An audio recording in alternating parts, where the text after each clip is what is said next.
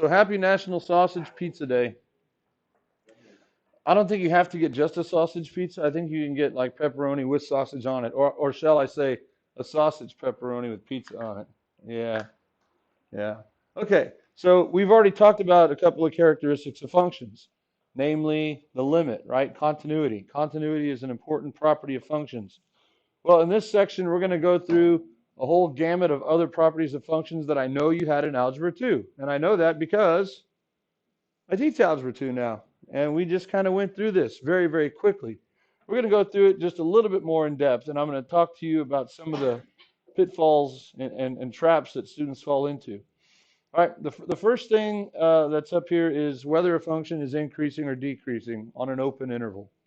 Okay, we have open intervals versus closed intervals, but we're going to go with open intervals the whole time. Okay, now a function is increasing when its graph is going uphill from left to right, and a function is decreasing when its graph is going downhill from left to right. That's pretty intuitive, right? We read a graph from left to right. Now, what we're looking for are the x values where it occurs, not the y values themselves. So look on the interval from a to b. Little a to little b, that is. Okay? On the interval, the x interval from little a to little b, the y values increase from capital A to capital B, right? But when we say that it's increasing on that interval, we don't say that it's increasing from capital A to capital B. Okay? We say it's increasing from little a to little b. We're trying to find the x values where the behavior happens. Okay? A lot of people want to say that this graph is increasing on the open interval from A to B. And that's wrong because these are y values. Okay? It's kind of like when you talk about temperature increasing. You talk about the temperature increasing from a low temperature to a high temperature, but you want to know what time of day that happened. That happened from 8 a.m. to 11 a.m. So those are the x values. That's what we're looking for. Now, we don't typically write it. We don't need to, but this is x epsilon. And I'm going to go ahead and try to add that in there because what that does is it makes this right here, which looks like an ordered pair, right? It looks like a point on a graph. We're making it now, when we say x epsilon, that's an x value and an x value from 2. It's not an x value and a y value. From 2. Okay? This is from x equals a to x equals a. All right? Now, that's not the only interval where this graph is going uphill. It's also going uphill from little c to little d. So we can string that together and we put this symbol in between, which is the union symbol. Okay? It means or. Or. All right, and then this function is decreasing from little b to little c. Okay? Decreasing from little b to little c. And again, if we want, we can add the x epsilon just to help ourselves and help other people like me who look at your work, your parents who look at your work, right? Your probation officer who looks at your work. He'll want to know that those are x values. Okay? Yeah. All right. Let's try it out. This is always fun. I do this every year, and it's always kind of fun. It's not a lot of fun, but it's always kind of fun. Just kind of. Grandpa George is 80 years old. Last year, we actually had someone who had a Grandpa George. Not quite 80 years old, but Grandpa George. Grandpa George is 80 years old, and he's reminiscing about how his weight has fluctuated over the years. He envisions the following piecewise graph in his head.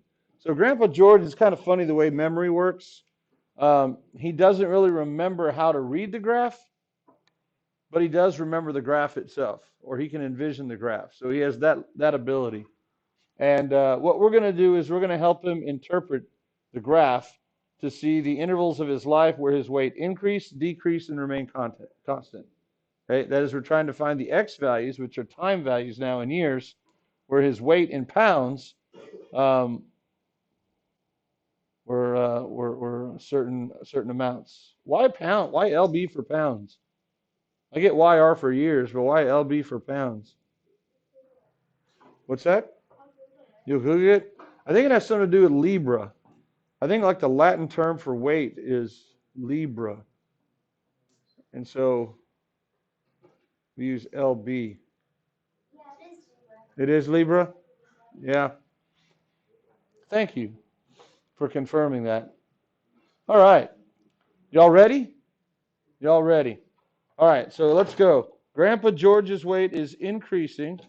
We'll just say INC on the open interval. What's the first interval where it's increasing? 0 to what? 25. Yeah. So from 0 to 25. And we're going to put those in parentheses, okay? We're going to list open intervals. Oh, here. Let's do this in front. We can move this over. Remember I said that it's nice to have? There we go. X epsilon. 0 to 25. Union, I spot another interval. Where is it? Increasing? 35 to 40. And then that's it, right? Now here's what you do for a word problem. If it's a word problem and you do intervals like this, you have to put units at the end. So it's increasing on the X interval from 0 to 25 or 20 or 35 to 40 years. Okay? There we go. Where's the decreasing? His weight is decreasing on X epsilon. You're giving me the Y value. 40 to 50. Yeah, from 40 to 50, his weight drops from 200 like 160, but we want to know the years in his life where that was. Now it's from 40 to 50. 40 to 50 years. You could put plural or singular on there, it doesn't matter. And then constant, right? Those are the only three things it can be doing on any given interval, if it's doing anything at all. An interval is more than 1 point. Okay, so that would be from what, 25 to 35?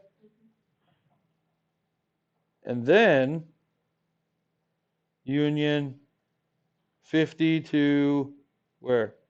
Infinity? 80. Good. Because that's how old he currently is. Sorry, that's my Chewbacca notification. I have a telemed visit later. Oh, there it is. That's what it is. I used to have Scooby-Doo as my alert because I made it on an Android and put it on my phone. So it'd go like every time my alert came. But you can't do that on Apple very easily, and I haven't been able to figure it out. So all I could find for my alert was Chewbacca going, it's okay, but it's not Scooby-Doo. You can import any sound into GarageBand and then you can turn it into a Into GarageBand? Yes. And then from GarageBand, and you can make a ringtone out of it for Apple? Yes. I'm going to try that. That's how I have most of my. Oh, okay. So if I can't do it, you could do it for me. I don't know how to use GarageBand. Is it pretty easy? Yeah. Okay. I'll see if I can figure it out on my own. But thank you for the tip, because I miss my Scooby-Doo. I love Scooby-Doo. I watched Scoob the other day on the Cartoon Network. It was good. I love a good mystery, you know. All right. That wasn't that bad, right? That was pretty easy. But notice we got a lot of stuff nailed down in this one example. X epsilon, when we're talking about intervals. Open intervals, parentheses, not brackets. And units on the end of our interval, right? Now, some people would be perfectly fine with you when you're listing intervals. Some people would be perfectly fine with you listing them as closed intervals. Bless you. That's another school of thought in the world of bless you mathematics. And that's fine, but I'm going to ask you to do all open intervals, and all of my answer choices on a test will be open intervals, okay? In other words, right up here, I'm not going to fight whether that point up there is both increasing and decreasing at the same time, which if you used brackets, that's what you'd have to say. What happens if something is increasing and decreasing at the same time? It would nullify itself, right? And it would be kind of stationary. Yeah. I like to say that it's neither increasing nor decreasing at the top. So I use open parentheses. Some people use closed Close brackets. Okay. Now, would anyone like to make a story about Grandpa George's life based upon his weight gain here? Anybody have that kind of creative ability? All right, go for it. Because yeah, look, yeah, go for it. It's interesting.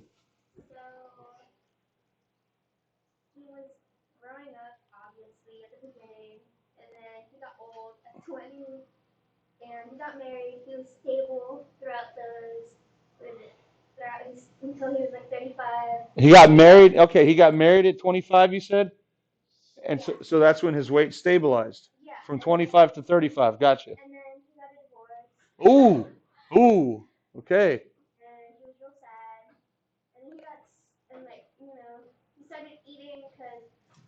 Because he was sad. Yeah, comfort food. Yeah, stress eating. So he ballooned up to 200. Oh no! And then at age 40, he discovers that he has tuberculosis, pneumonia. So for 10 years, he slowly lost his weight. All, yeah, for 10 years. Okay, and then he dropped back to 160, and then what has been happening the last 30 years of his life? He found happiness again. Good, and so his weight has been stable. Yeah, I like that. That's a pretty good idea. Grandpa George. Grandpa George, notice when he's 20 years old, he only weighs what, about 75 pounds? Oh, there you go. He grew up in an orphanage and they didn't feed him. 75 pounds at 15. Yeah, actually at 15 it looks like he was 50 pounds, right? If I'm reading that wrong. Yeah, it's ish, right? So yeah, he was underweight. He was malnourished. Yeah, but then he got married out of the orphanage. The orphanage let him go at 25 when he got married. And she was a good cook. His weight stabilized, but then they had it out. And then he got sick. Maybe he got sick and she didn't want to hang around with him being sick. So he was depressed at 8. Yeah. Could have been. That'd be your story.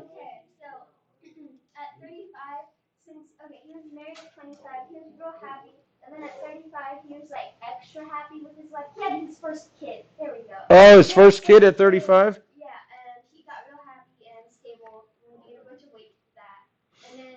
Because he had a kid, he gained weight? Like he ate all the kids' food with him? Like popsicles and... Okay. He gained 50 pounds. In 5 years, he gained 50 pounds. Yeah. Maybe he was like, I'm going to treat this kid to all the food he wants, and I'm going to eat it with him, because when I was growing up in the orphanage, I didn't get any food, and I don't want my kid to have the same fate. So he gets fat with his own kid.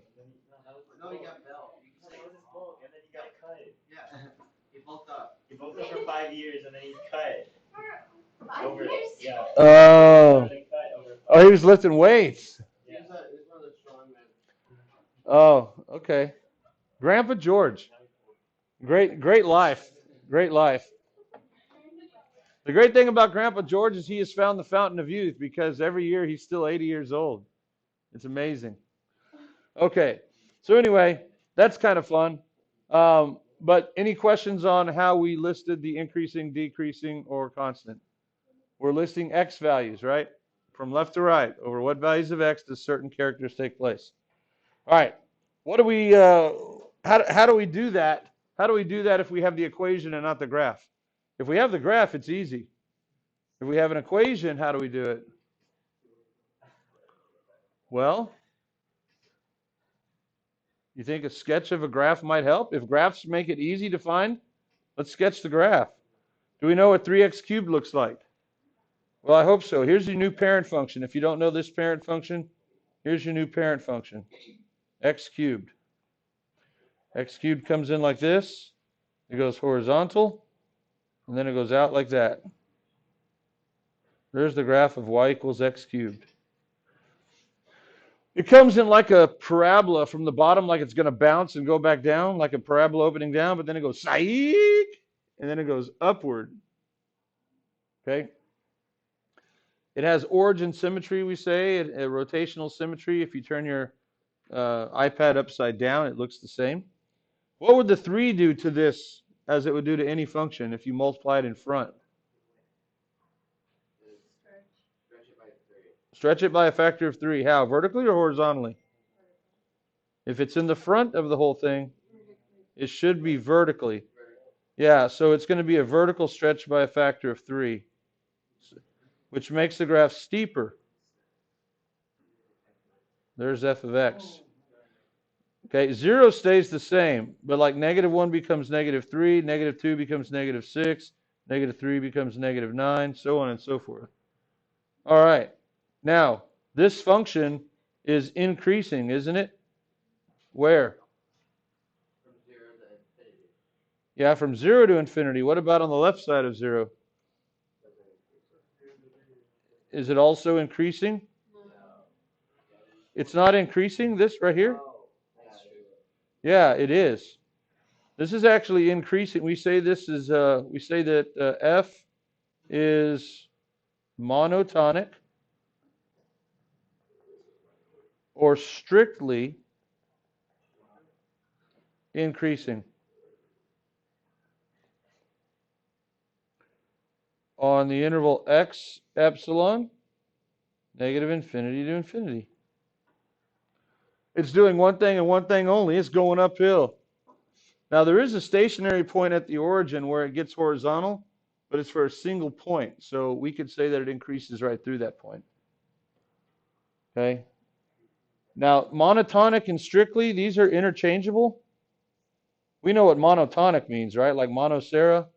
The monoceras are only allowed to have one Sarah on the dance team at a time.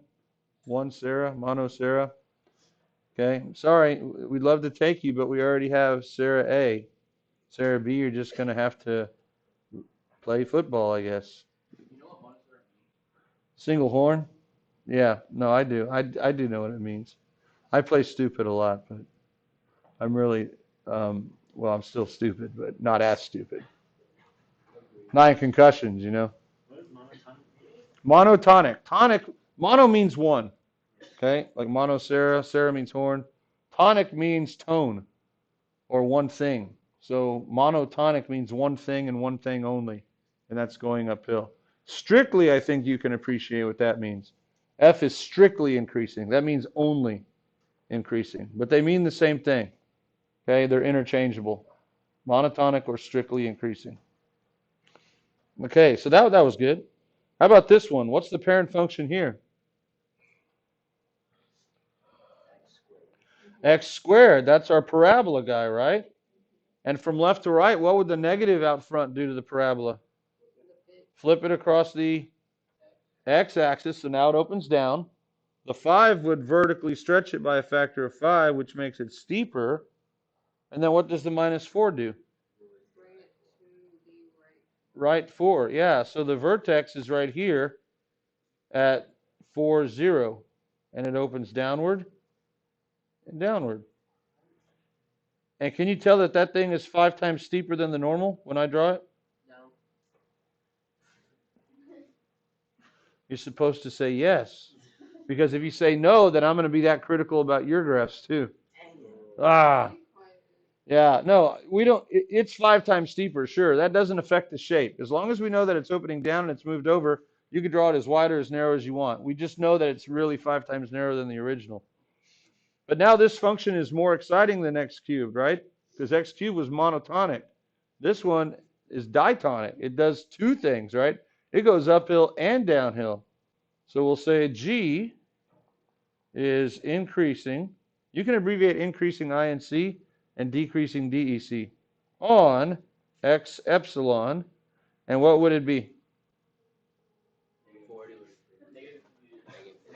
It's happening outside on the speaker. Yeah. I'm going to unhook it after. Yeah, you're welcome. No, that's my telemed. They want me to pre-register or something. Telemed. telemed. It's because for the surgery I had in Austin this summer, it's nice. I don't have to drive up there. They do it on the phone.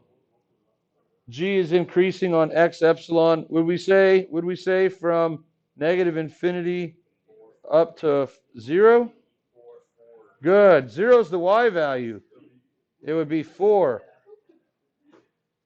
And decreasing on the interval from 4 to infinity. That's right. Period. Period. Or you can put exclamation point if you want. Yeah. In fact, I think I'm going to. No, no question mark. No. Maybe, I think. I don't know. Can you grade it, Mr. Gorby? I can grade it, but then you're going to lose points. Oh, no. Can you grade it before you grade it? Can you tell me the answer before you grade it? Sure, valedictorian. Let me just give you all the answers. Yeah. I always like when y'all have stuff, when y'all have invested a little bit before you just come up and say, I don't get it. What don't you get? Everything. Oh, all right, that's very helpful. Ooh, what's the parent function here? 1 over x. And remember, 1 over x. What is she doing? She is just starving for attention.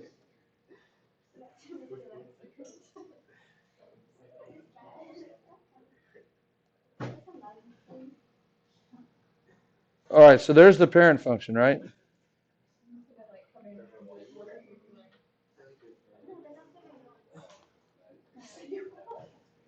She just wants your phone.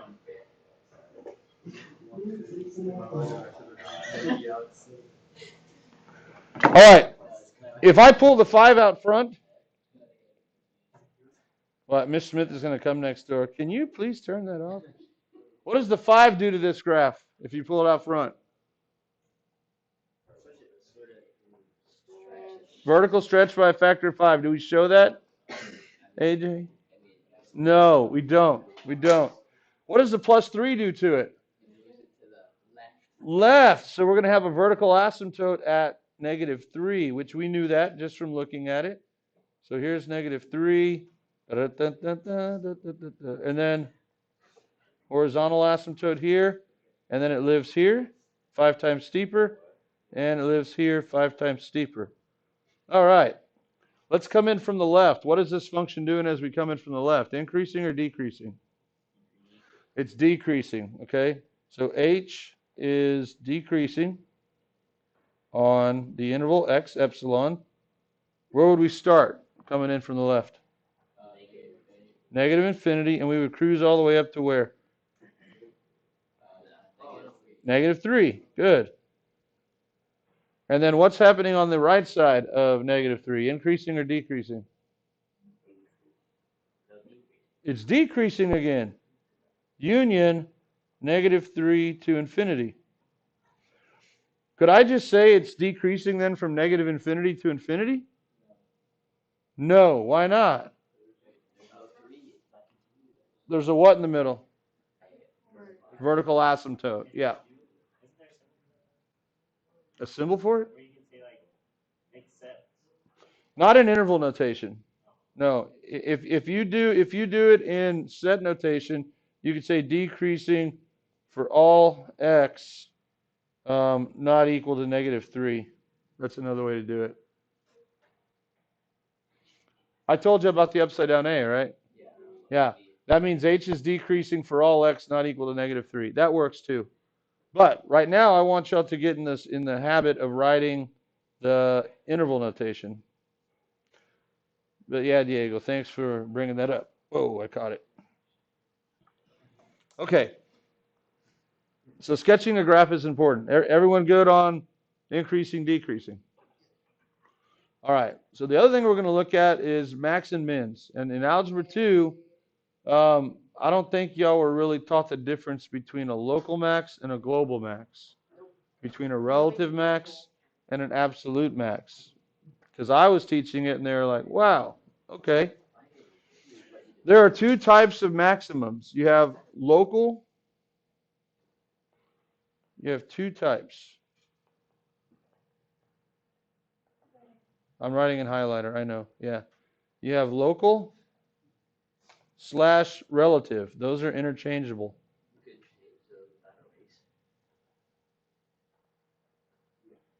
Just go to style and change it. Yeah, I'll just leave it in highlighter. You can read it. You have a local relative max and min versus you have the global / absolute max and min. All right, so as it would kind of indicate, I like the global and local pairings. Those two pair together. Relative and absolute pair together. But I like local and global because it's a shout out to Mr. Wenzel in geography, right? Don't be ethnocentric. Think locally, buy globally, or no, think globally, buy locally. I don't know what they say. But local means in the vicinity of where you're living, right? Global means all around the world, okay? So for local, you can have several. Like we have several mayors in all the different cities around here. You have a bunch of different mayors. Let's just talk about Texas for the state of simplicity. We have cities all over. Those are all local max and mins, the mayors. But then you have the mayor of the state, which is called the governor, right? So he would be the global in the state of Texas. He would be the global mayor. There can only be one. We don't have two governors. We can have many different mayors, but we can only have one governor. Or if you want to think about the governors as being the locals of the state, and then we have the president, and there's only one president. However you want to look at it. There can only be one global, only one absolute, but there can be multiple locals.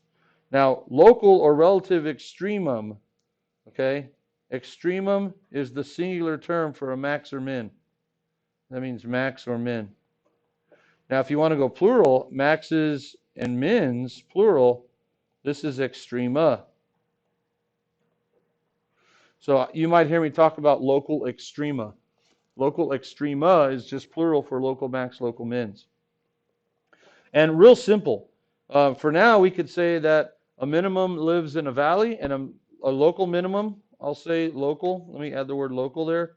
A local minimum occurs in the valley and a local max occurs on a hill.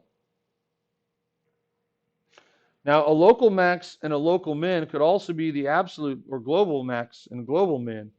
They can double task. If I had something that looked like this, let's say I have something that looks like that, okay? You'd have a local max here. You'd have a local min. I'll just put L min. Here's another L max. Here's another L min. You kind of see what we're doing there? Hill valley, hill valley. Local max, local min, local max, local min. These are the max and mins that you learned in Algebra 2. These are what you learned. You just called them max and mins, which is not correct. So we'll fix it. They're local max or mins or they're relative max or mins. Now, if I were just looking on this interval, let's say I stopped here and I stopped here, then the local max that's up here, this local max would also be the global max, the G max. And this local min down here would also be the G min, the global min. Why? Because that point up there is the highest point on the entire interval, is it? He's the highest point. Not only is he local max because he occurs on a hill, but he's also the tallest Y value on this entire interval. And this guy down here is a local min, but he's also the global min because he is the lowest Y value on the interval. Okay? So you can have them serving double duties. Does that make sense? Okay, all right. Now, just like we said in Algebra 2, the max or min values are the Y values. The min and max values are the Y values. They occur at X values. So typically we will say there's a local min of Y equals something at X equals something. So the of goes with the Y, the of goes with the Y, and the at goes with the X. That's the location. Got it? Yeah, okay.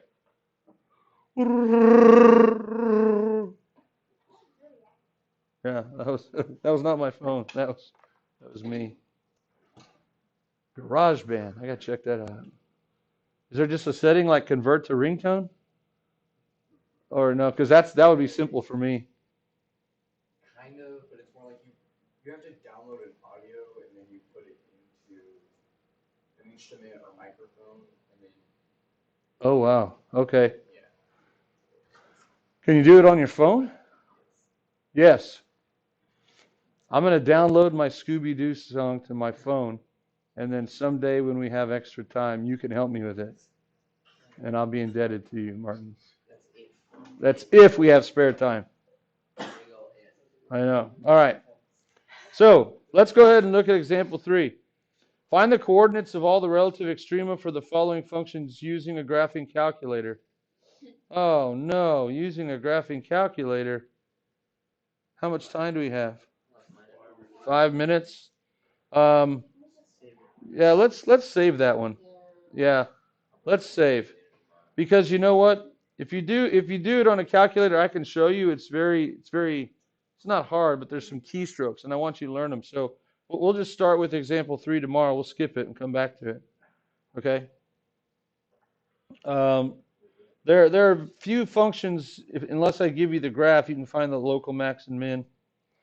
Um, let's talk about this average rate of change. Okay.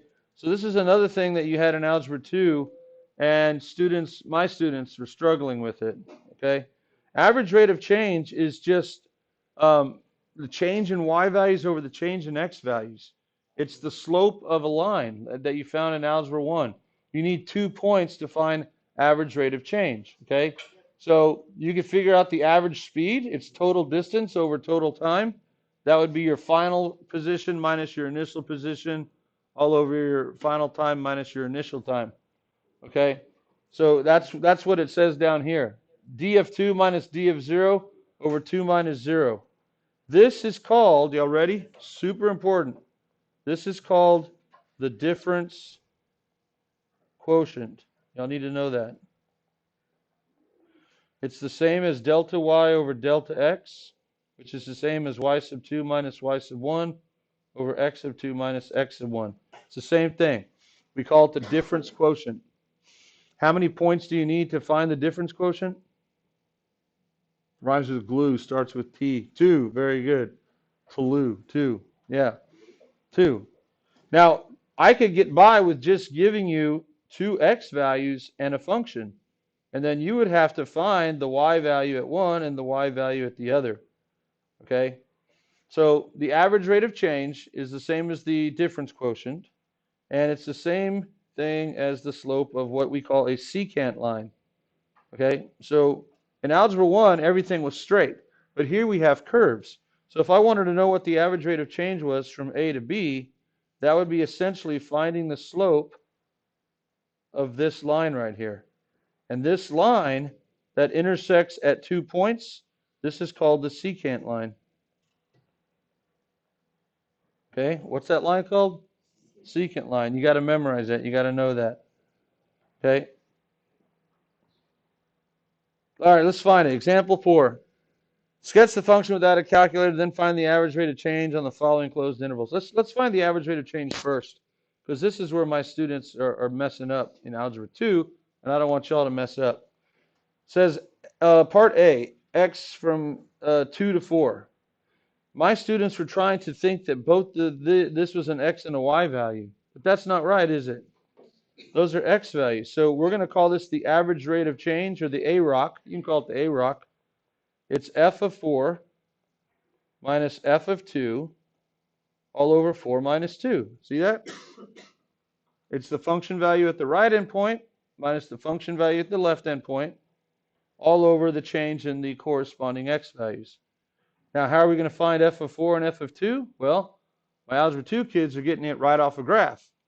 You got to get it right off the equation. So f of 4, when you plug it in, what do you get when you plug in a 4? 0 minus f of 2 is negative 2 squared is 4. All over 4 minus 2 is 2. And this comes out to be negative 2. That's the average rate of change. So when we draw this tomorrow, we'll draw the secant line, and it will have a slope of -2, okay? So we'll stop at example 4a. Tomorrow when you come in, if you want to grab a calculator, Medora, the Explorer, you can. Well, we use it occasionally. Y'all are the calculator for now, remember? Oh, the PSAT is tomorrow. Thank you. So we'll see each other in the afternoon for like 20 minutes. What? 15? That might be long enough just to do the calculator example. Okay, y'all bring y'all's calculator tomorrow if you have one. If not, here, get this. From 8 to 8:20. From 8 to 8:20 in Mrs. Lincoln's room, you can check one out. Okay, did everyone hear that? Bring your calculator tomorrow from 8 to 8:20 in Miss Lincoln's room. Don't forget.